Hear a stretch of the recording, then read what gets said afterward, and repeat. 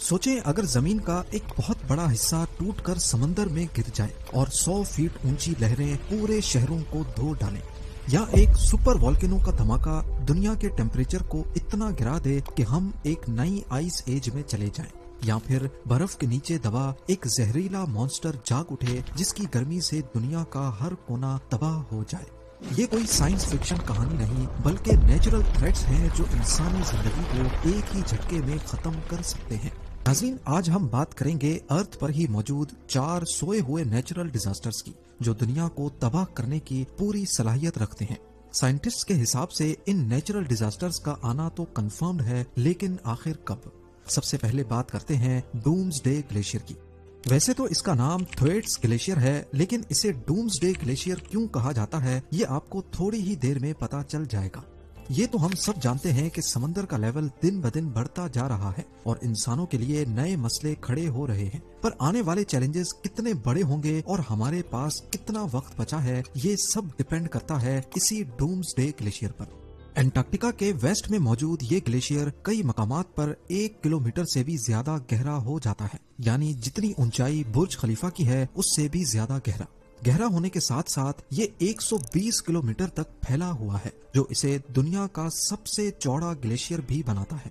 1,92,000 square kilometre के area पर फैला हुआ ये ग्लेशियर इतना बड़ा है कि इसके अंदर 318 मुंबई जैसे या फिर कराची जैसे 50 शहर फिट आ सकते हैं। पिछले कई सालों से ये ग्लेशियर पूरे एंटार्क्टिका के मुकाबले में बहुत तेजी से पिघल रहा है, जो अभी तक समंदर के लेवल में 4% का इजाफा कर चुका है। पर सबसे खतरनाक चीज इसकी लोकेशन है। थ्वेट्स ग्लेशियर पूरी वेस्ट एंटार्क्टिक आइस शीट का है तो एक छोटा सा हिस्सा, लेकिन इसके पिघलने से इस पूरी आइस शीट के पिघलने का खतरा जुड़ा हुआ है, जिसकी वजह से आने वाले सालों में समंदरों का लेवल 3 मीटर या लगभग 10 फीट तक बढ़ सकता है।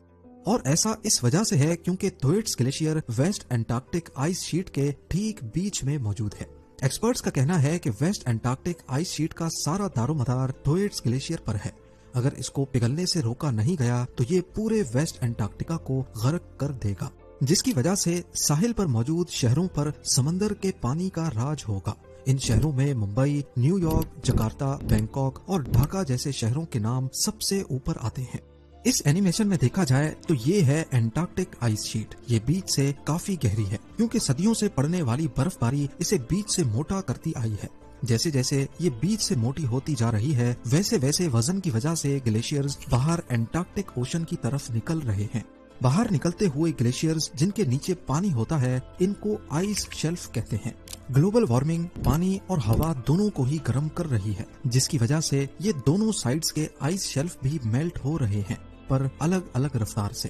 क्योंकि एंटार्क्टिका के ईस्ट में जमीन का लेवल ओशन से ऊपर है, इसी वजह से यहाँ पानी ग्लेशियर्स तक नहीं पहुँच पाता और यहाँ बर्फ आहिस्ता आहिस्ता पिघलती है। लेकिन वेस्ट एंटार्क्टिका अलग है। इसका ज्यादा हिस्सा समंदर की सतह से नीचे है। इसका मतलब ये है कि पानी इसके नीचे जाकर इसे मजीद कमजोर करके इसे तेजी से पिघला सकता है। यही वजह है कि वेस्ट एंटार्क्टिका को क्लाइमेट चेंज के हवाले से दुनिया का सबसे अहम बर्फ का हिस्सा माना जाता है।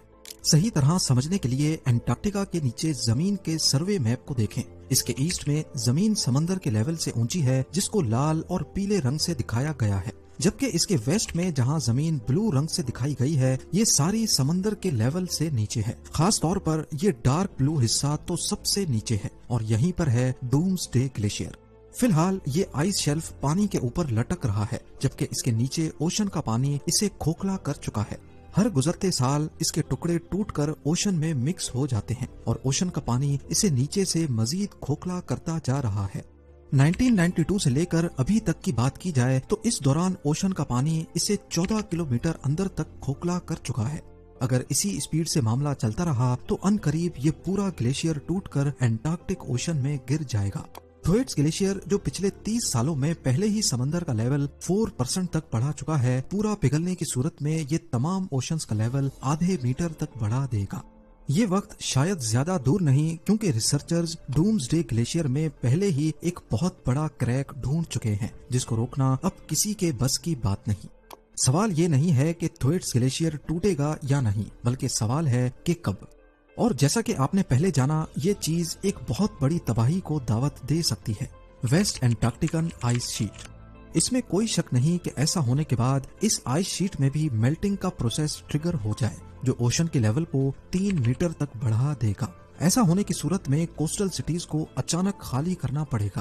Inter governmental Panel on Climate Change کے سروے کے مطابق جو شہر اس کی زد میں آئیں گے وہاں فی الحال 1 ارب سے زیادہ لوگ رہتے ہیں۔ وہ سارے لوگ جب اونچے علاقوں میں جائیں گے تو پوری دنیا کا اکنامک ڈس بیلنس دیکھنے کو ملے گا۔ اس کے علاوہ پوری دنیا کے موسم میں تیزی سے بدلاؤ دیکھا جائے گا جس میں خطرناک سونامی، ہریکینز اور فلڈز بہت عام ہو جائیں گے۔ اب بات کرتے ہیں یلو اسٹون سپر والکینو کی۔ یلو اسٹون سپر والکینو امریکہ کے وائیومنگ اسٹیٹ میں یلو اسٹون نیشنل پارک کے اندر ہے۔ یہ ایک ایکٹیو والکینو سسٹم ہے جو دنیا کے سب سے بڑے اور خطرناک سپر والکینوز میں سے ایک ہے۔ یلو اسٹون صرف ایک چھوٹا سا پہاڑ نہیں ہے جو پھٹ سکتا ہے، یہ ایک سپر والکینو ہے جس کے اندر بہت زیادہ میگما یعنی پگھلا ہوا پتھر بھرا ہے۔ اگر یہ پھٹ جائے تو اس کے اثرات صرف امریکہ تک محدود نہیں رہیں گے بلکہ پوری دنیا کو تباہی کا سامنا کرنا پڑے گا۔ یلو اسٹون ایک بڑے کیلڈرا کے اندر ہے جو لگ بھگ 70 کلومیٹر لمبا اور 50 کلومیٹر چوڑا ہے۔ اس کا مطلب ہے کہ یہ ایک جائنٹ کریٹر جیسا ہے جو پرانی والکینک ایرپشنز کے بعد بنا تھا۔ ایکسپرٹس کا ماننا ہے کہ یہ سپر والکینو ہر 6 سے 7 لاکھ سالوں میں ایک بار پھٹتا ہے۔ آخری بار یہ تقریباً 6,40,000 سال پہلے پھٹا تھا اور اس سے پہلے 13 لاکھ سال اور اس سے پہلے 21 لاکھ سال پہلے بڑا ایکسپلوژن ہوا تھا۔ اس کے پاسٹ ریکارڈ کو دیکھتے ہوئے یہ کہنا غلط نہیں ہوگا کہ یلو اسٹون سپر والکینو اگلے 60,000 سالوں میں کسی بھی وقت پھٹ سکتا ہے۔ اگر یلو اسٹون سپر والکینو پھٹ جائے تو اس کا اثر صرف ایک دیش تک محدود نہیں ہوگا بلکہ یہ پوری دنیا کو آسانی سے اپنی لپیٹ میں لے سکتا ہے۔ یہ اپنے 1000 کلومیٹر کے ریڈیس میں موجود کسی بھی شہر کو ایک ہی جھٹکے میں تباہ کر دے گا۔ دھماکے کی وجہ سے یہ ہوا میں والکینک ایش اور سلفر ڈائی آکسائڈ جیسی گیسز چھوڑے گا جس کی وجہ سے پوری دنیا کا کلائمیٹ بدل جائے گا۔ راکھ کے بادل اتنے گھنے ہوں گے کہ اگلے کئی سالوں تک سورج کی روشنی زمین پر نہیں پڑ سکے گی جس کی وجہ سے ارتھ کا ٹیمپریچر گر جائے گا۔ اس فینومینون کو والکینک ونٹر کہتے ہیں۔ فصلیں اگنا بند ہو جائیں گی اور دنیا بھر میں کھانے پینے کی شارٹیج ہو جائے گی۔ جو لوگ بچ بھی گئے تو ان میں بیماریاں پھوٹ پڑیں گی۔ ایٹماسفیئر میں سلفر ڈائی آکسائڈ کی موجودگی کی وجہ سے بارش پانی کی صورت میں نہیں بلکہ تیزاب کی صورت میں ہوگی۔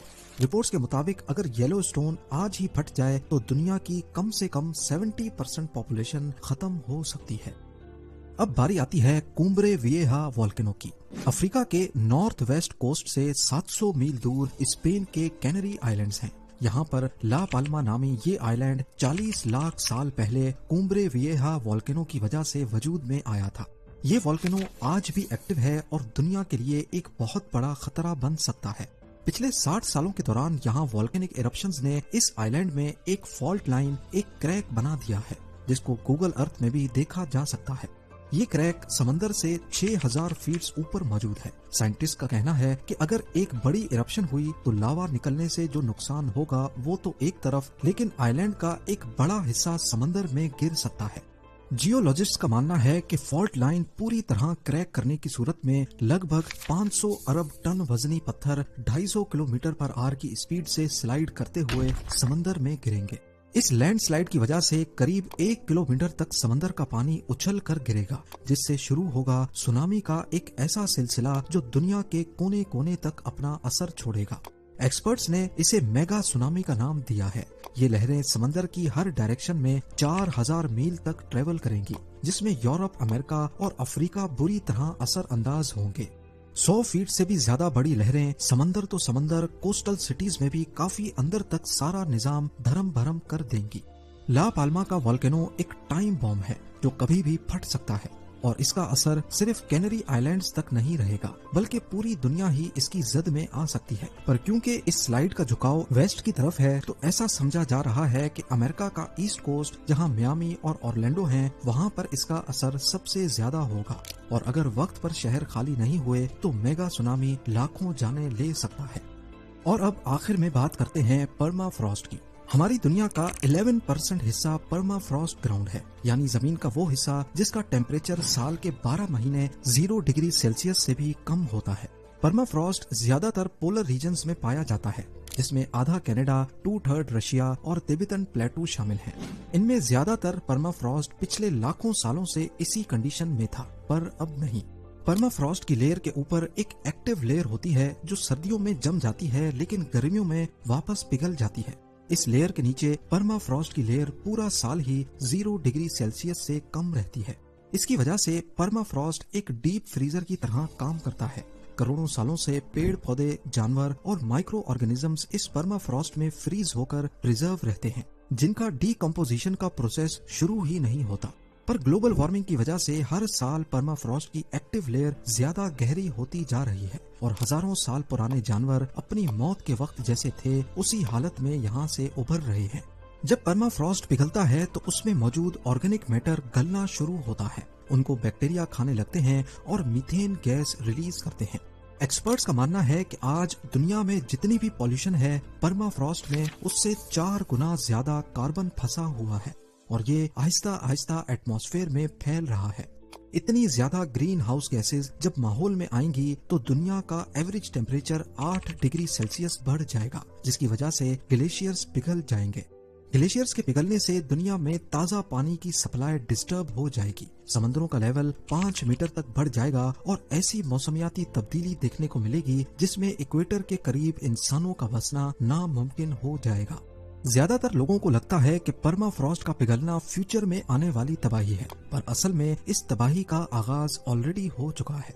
हर साल दुनिया के मुख्तलिफ हिस्सों में परमाफ्रॉस्ट की एक्टिव लेयर मोटी से मोटी होती जा रही है। साइबेरिया में इसका जीता जागता सबूत ये बटागाइका क्रेटर है, जो परमाफ्रॉस्ट के पिघलने और जमीन के अंदर धंसने की वजह से बना और अब हर साल बड़ा होता जा रहा है।